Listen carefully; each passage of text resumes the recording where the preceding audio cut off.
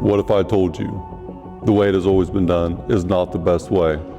Facing your fears will change your life.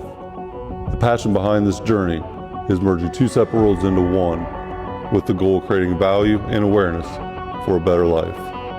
I'd rather be sidelined trying to achieve greatness than watch greatness achieved and it only set on the sideline. Now introducing your host, Jacob Emery. This episode is brought to you by R&R Pipeline, an infrastructure company. Our purpose? Enhancing America's infrastructure with a safety-driven, integrity-led culture that provides an environment for team members to grow and thrive. Everyone's most probably hated topic, but one that has to be discussed because of the importance of it. Nutrition. So what are you fueling your body with? If you're eating Ho-Hos and Twinkies and drinking Mountain Dew, you're probably going to operate the same way. What you put in is what you put out. Garbage in, garbage out. So if you're wondering why you're struggling in life, if you're wondering why you're not thinking clearly, you're tired, your hormones are seemingly out of whack, your digestion doesn't feel good, life isn't going the way you want it, check your nutrition. It plays such a massive role in everything that we do. Everything that we do daily stems from our nutrition, whether good or bad. And my recommendation for a diet, my recommendation for what to eat, when to eat, how to eat, is find what works for you. There is not a one size fits all. Make it a lifestyle where you don't feel like you're missing out on anything. Make it something that's just a part of everyday life. Make it convenient, make it simple, make it fulfilling as far as how you feel, not the taste. And framing nutrition differently. Understanding that the satisfaction of taste is not that important. Now, I say that and understand what I'm saying, and I understand the reality of it. And a relationship to food is like a relationship to anything else.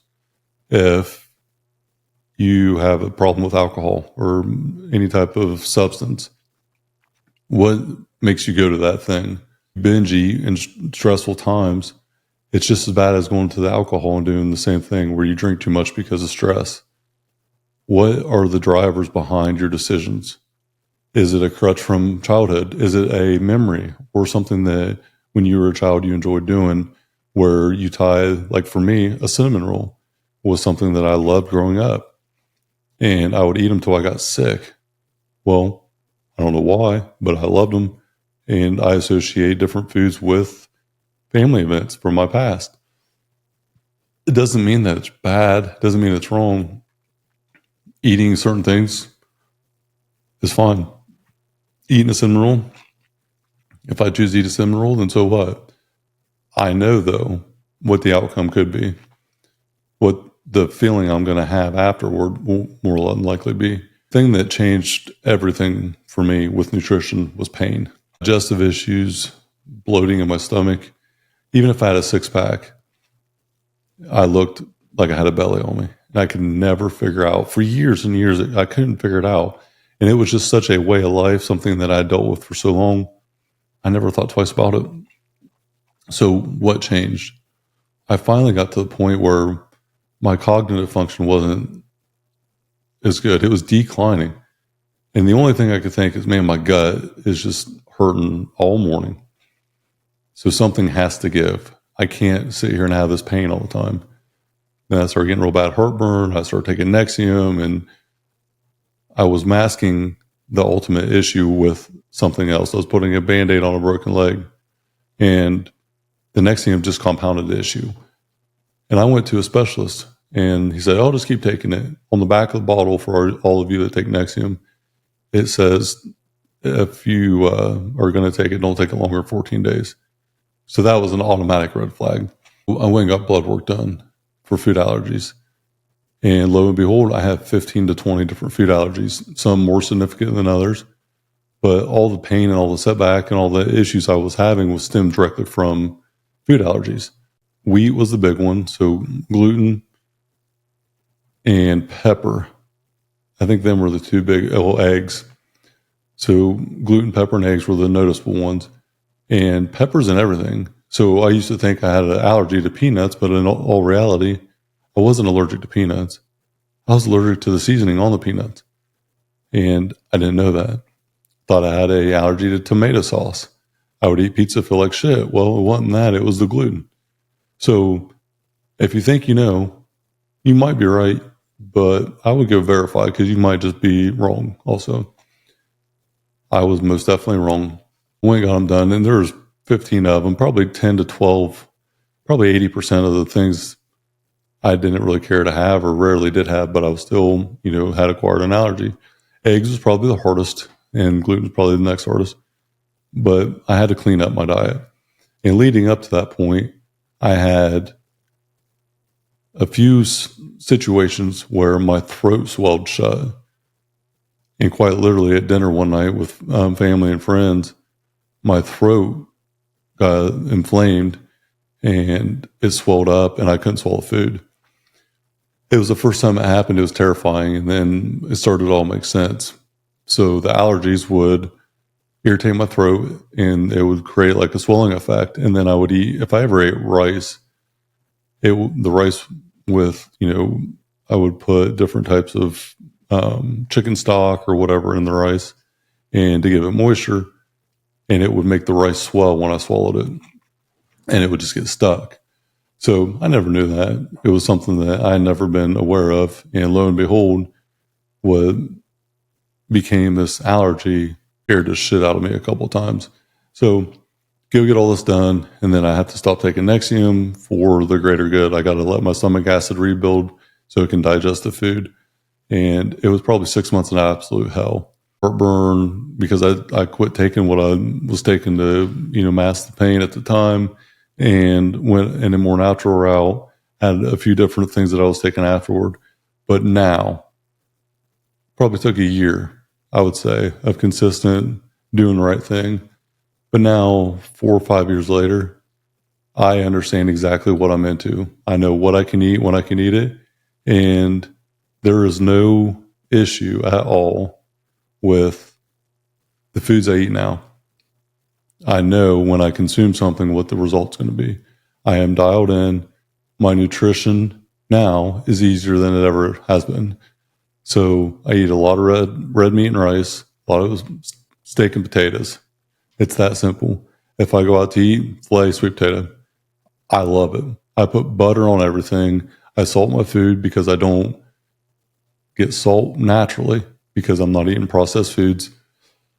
I do the Busy Diet, Corey G Fitness, Busy Diet. Check it out. Max Effort Muscle, plant protein, greens, and I put butter in mine.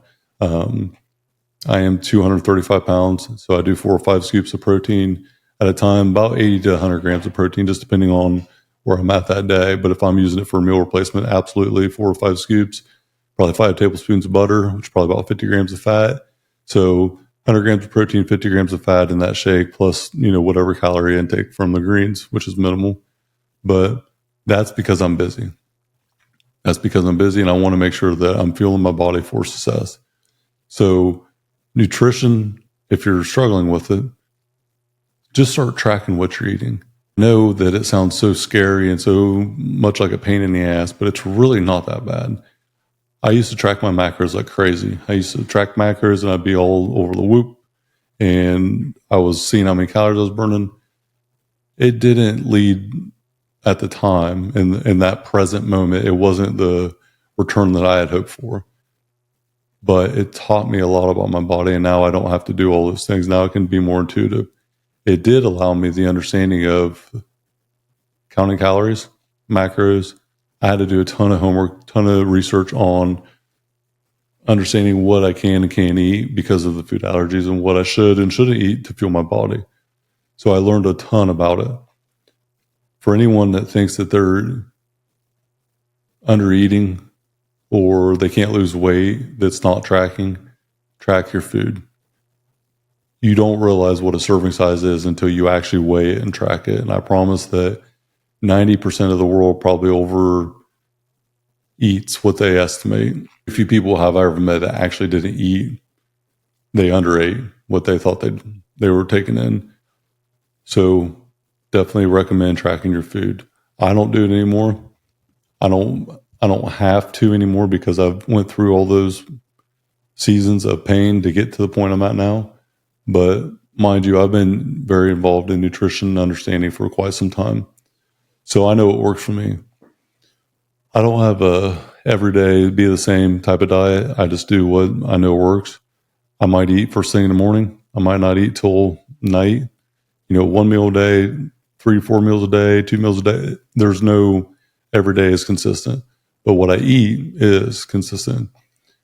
Bison, red meat, filet, any type of red meat, I'm all in on.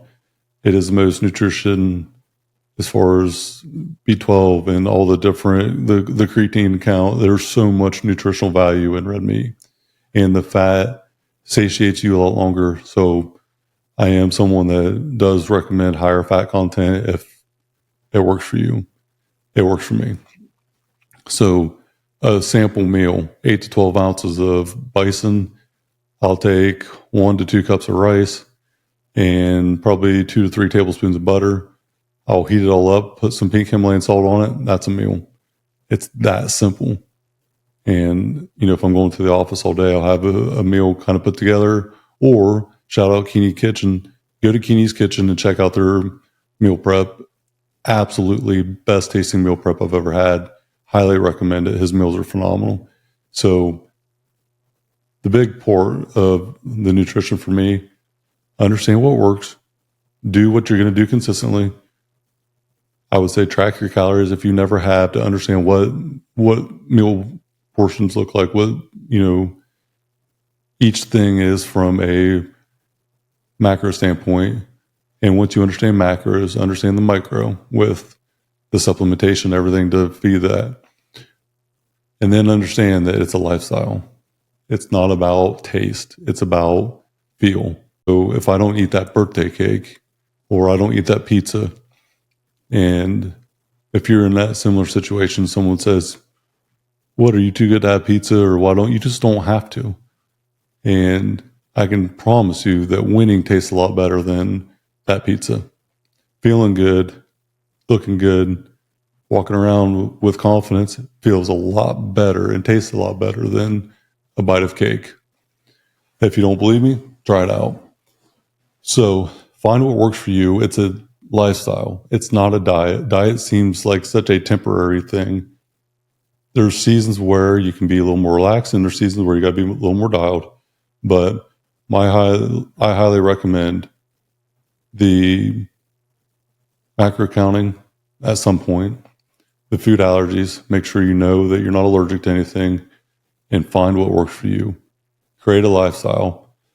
If you really want great insight, go to CoreyGFitness.com, sign up for the Corey G Fitness app.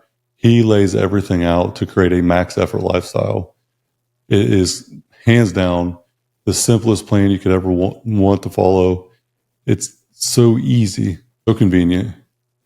It's so valuable that when I almost think people are dumb by not going there and doing it, because it's cheap and convenient.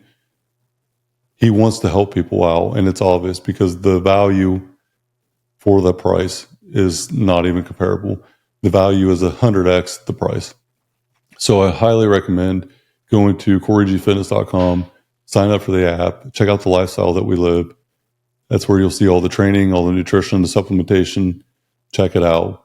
Find what works for you, make a lifestyle out of it, and start winning.